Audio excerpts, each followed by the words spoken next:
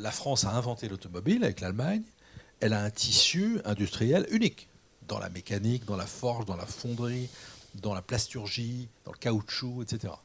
Et beaucoup de ces métiers, avec le passage à l'électrique, vont disparaître. Donc ça, c'est un sujet que nous appréhendons avec un travail très fin où, j'allais dire bassin de vie par bassin de vie, on est capable de savoir les entreprises qui vont connaître des difficultés, les entreprises qui vont se convertir, les entreprises qui vont disparaître parfois. Et derrière, c'est le rôle de la PFA, de mettre en place des dispositifs d'accompagnement des entreprises et des salariés pour leur permettre cette transition. Il y a du positif là-dedans.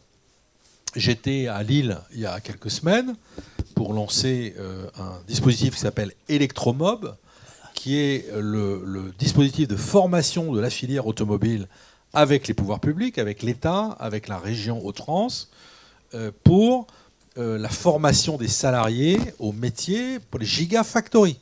Vous allez avoir 4 gigafactories de batteries dans la région Hauts-de-France. Ça représente environ 13 000 emplois nouveaux. Ce sont des nouveaux métiers. Donc, c'est des gens qu'il va falloir former à ces nouveaux métiers. Et donc ça, c'est un des aspects positifs de cette transition. C'est très schumpeterien. Il y a des disparitions de métiers, d'entreprises et d'emplois. Il va y avoir, il y a déjà, des créations d'entreprises, de métiers et d'emplois.